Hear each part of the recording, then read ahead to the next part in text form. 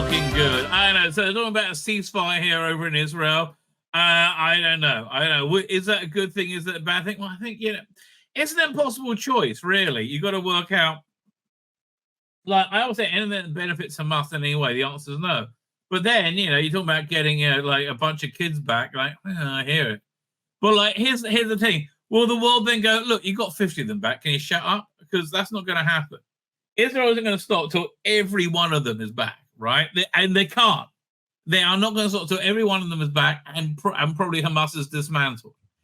I don't know. Listen, it strikes me that if you wanted to wipe out Israel, right, as Hamas does, and they got some dodgy friends, which they do, I would do this whole thing to get these hostages, right, to make Israel go do insane things to get them back. And then I would use them as a platform for a biological attack, right? I'll put some kind of like 60-day virus in them. It'll be like 60 days before it becomes lethal, like, or switches on, right? And just put them in highly transparent, put them into society. Boom, that would really do the trick, right? See, here's what I'm expecting. That I'm expecting that the okay. So from a theological point of view, right? I try and look at everything from like God's point of view. What has been the one of the effects of October 7th? It's been a major sort of waking up for liberal Jews, right? Liberal Jews have understand that they're Jews first. Now here's the thing, that, like, again, this is my wibbly wobbly crazy religious worldview.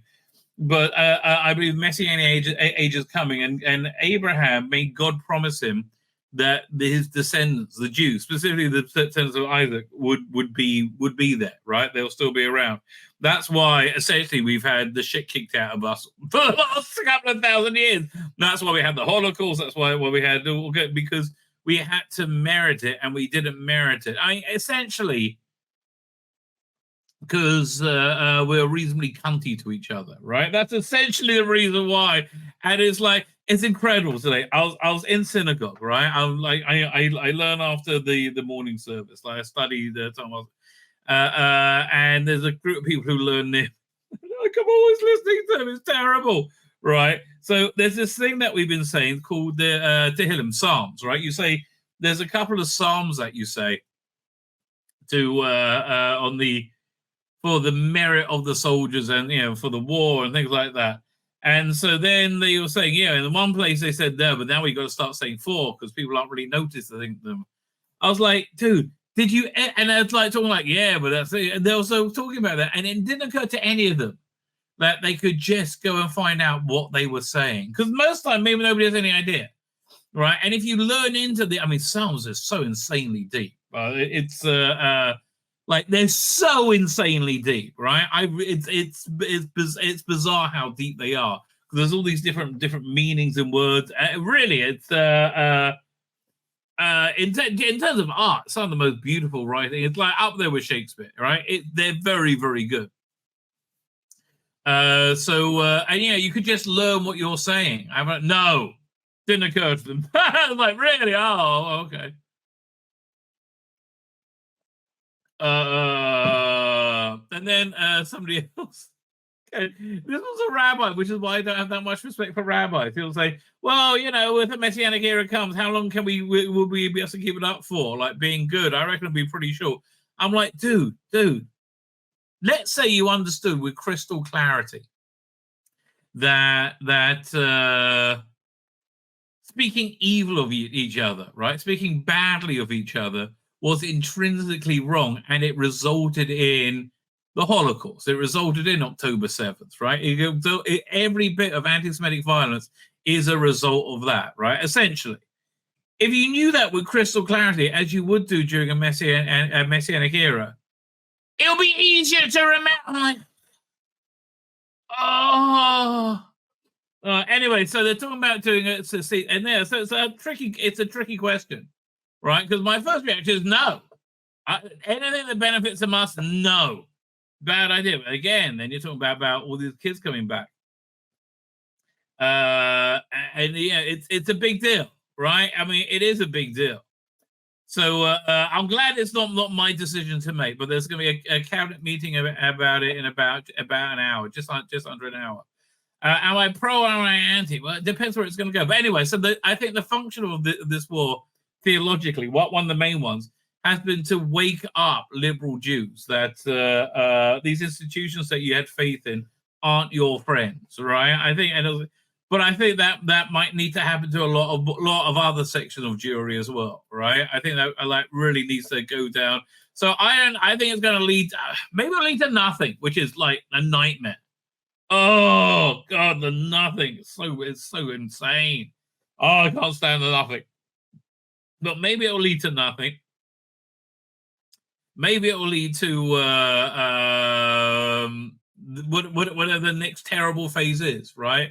Who knows or dares to dream? I mean, it looks like that. What's name's about? It was about a kickoff up north. They've been blowing up. Like it looked like they blew up a IDF base. Here, let's have a quick look at the headlines. See if anything new is going down. Share scream. There we go. A couple of fun things to look at. Oh, we got to look at Argentina. That's crazy.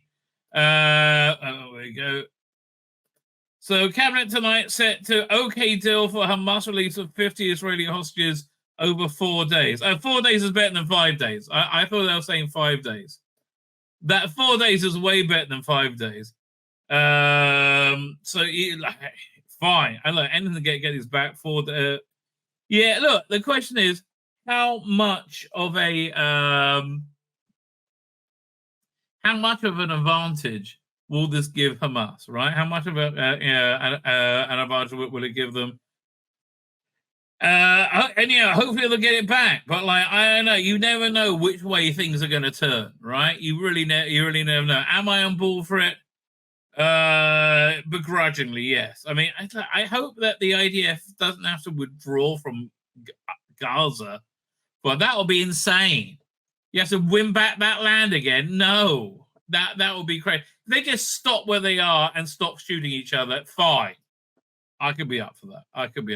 But then they're going to keep going till they're all back, right? They're going to keep going till they're all back because look, a fundamental difference is the cultural difference. I don't have the video here, but there's a doctor running out of the Shifa hospital, like whooping with joy that her husband has become a martyr. I'm like, that's weird. So here, let's look at this first clip, which we're not going to look at. It's not that long, but it's not that short either. But it's fascinating, right? Who would have thought that I would be so down for Jeremy Kyle? In the Middle East, President Biden says a deal to secure the release of some of the 230 Israeli hostages held captive by Hamas since the 7th of October. Now, I don't know what the deal is, but the woman in blue, well, the woman, always very pro-Palestinian. Like when they had the Israeli guy on, said, "So what are you doing to secure the 40 premature babies?" And the Israeli ambassador said, "We have 40 baby incubators, but there's no fuel. They run on battery." But she's always like bubbling anti-Israel. Now I don't know if this is just a professional thing to counterbalance. What's his name? Kyle. What's his bloody name? Jeremy Kyle, right? Maybe. But this I think is hilarious. So this is. What's her name? West Bank is Wafa Abdel Rahman, director of the Palestinian Feminist Organization. Wafa, thank you. The Palestinian Feminist Organization. How's that working out for you, darling? Really? Do you have the right to get beaten to shit by your husbands yet? Oh, you lucky girls. You lucky girls. Don't have to worry about driving or showing your faces in public. Well, good for you. Palestinian Feminist Organization. Are you out your mind? And then you must be the shittest at your job humanly possible, right? So at some point, I think it kicks off with Jeremy, and he's not having it. They've confirmed that it's 1,200. Doesn't matter whether it's 12. Those are terrorists. I'm with Nick. I want all the hostages, but I doubt if Israel's going to negotiate with terrorists, are they? They're not terrorists. No, they're not, are they? So, like, darling, it was a month and a half ago. We all remember what happened. Like, it's only you Arabs Arabs and the weird coalition of evil bullies that have seemed to have forgotten, right? It's just like, but you guys, oh no. So listen to this is great. Hamas They're aren't not terrorists. terrorists. They're not terrorists. Hamas aren't terrorists. They're not terrorists. Nelson Mandela. No. Sorry, I can't. Darling, Nelson Mandela didn't gang rape someone and then shoot them in the head. Okay, at least not that I'm aware of. But I don't think he did. Right? He didn't strike me as the gang raping, shooting in the head kind of guy. Right? So he struck me as kind of mellow. Bit of Nelson Mandela. I like a bit of Nelson Mandela. Right? It just doesn't strike me very Hamas-y. But then again, you're in charge of the Palestinian feminists. What the fuck? Really? How much? I'm going to join the Rabbinical Bacon Appreciation Society over here. Have that at all. I can't have that. 1,400 people were literally subjected to genocide. Babies were beheaded in birth. Check your That is terrorist. It was 12 terrorists. Yeah, I mean, that's not really such a got you. It was only 1,200 that were brutally murdered for being Jews. Like, from people not in occupied territory. They came into saying there isn't an apartheid state in undisputed territory and murdered. Oh, it's only 1,200. Oh, silly me. Why the Israelis, why do they get miffed at all? It was only 1,200. Well, we kind of think life's important. From the Israeli media. Yeah, check they've confirmed that it's 1,200. Doesn't matter whether it's 12. Those are terrorist genocidal behaviours, madam. Won't have it. You Sorry. rely on the Israeli media. You don't double. No. Hamas actually live streamed a lot of it, right? I mean, because they're sick fucks, right? You are. I mean, again, that's just a psychological term. You're sick fucks, baby. Okay, that's what's going on. God, how long before we get a Doctor Who pro-Hamas episode? It'll be episode 4, I think. Check, and this is the job of your media. Hamas is a terrorist organisation. Fact. It's not a terrorist. Yes, it is. Sorry. It's a Palestinian Absolutely party. not having it. Not changing my mind. It's up to you to it's think up to you as well. I agree. Like, dude, again, we literally all saw it, darling. I don't know what to tell you. What do you call the Israeli government? What do you call the fascists? I don't call the Israeli government a terrorist organisation. What do you call the That's all I have to say on it. Sorry. Terrorists, Hamas, fact. And it's weird, though, because, like, I understand me being uptight about it. I understand this Palestinian feminist being uptight about it. But, like, everybody else is it really triggers a lot of people. I see. Of the year. They're not terrorists. Yes, they are. They're not. Terrorists. No, you and not. Corbyn need to understand they're terrorists. You need to understand. Let's just stop shouting for a second. You need to name things as they are. Terrorists. Genocide. Okay, let me just... Gaza, done by an Israeli criminal government and army. Terrorists. Wafa, whilst I appreciate that it's very important that we call terrorism, we call people who commit acts of terrorism terrorists, I just want to really quickly, Wafa, understand why you say... Hey, okay, Wafa, we're going to give you a chance. Wafa of the Palestinian feminist coalition. Okay. Say that Hamas are not. They're not.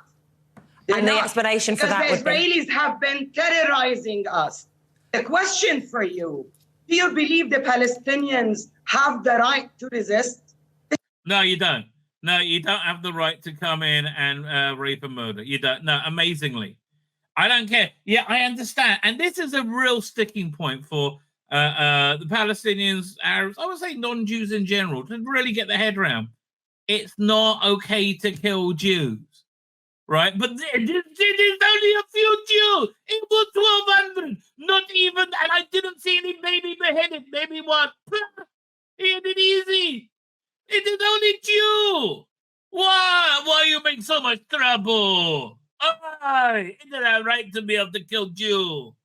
So again, so Palestine not a terrorist organization because This is the first question. I think there's a difference between Palestinians and Hamas. Do you expect? I'd hope there's a difference between genuine Palestinians and Hamas. But Wafa Abel, thank you very much. There is. That is the messaging we're going. And there is. There's absolutely. Yeah. I'll show you some difference, right? We're not happy about being there, right? We want to be home. So two little cute little nice things I saw. Then we're going to talk about the Argentinian Prime Minister, President. He's freaking awesome in ways that we need him to run Doctor Who, right? That's who I want. Javier Milei to run Doctor Who. But check this out. So this guy just come out and he's seeing his kid for the first time.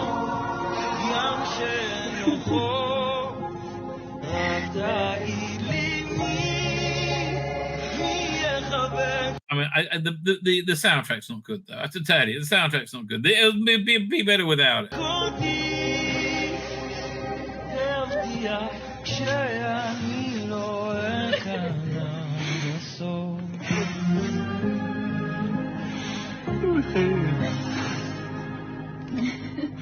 Don't get too excited. I think it's about to get worse, darling.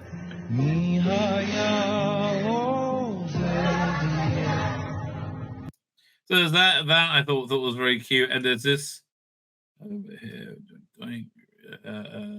doink. This was I don't know. I thought this was really really cute.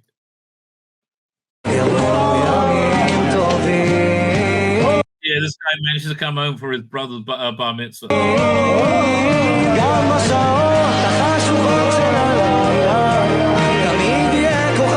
What is it with Israelis and bad soundtracks with their home videos? I mean, really, the guys.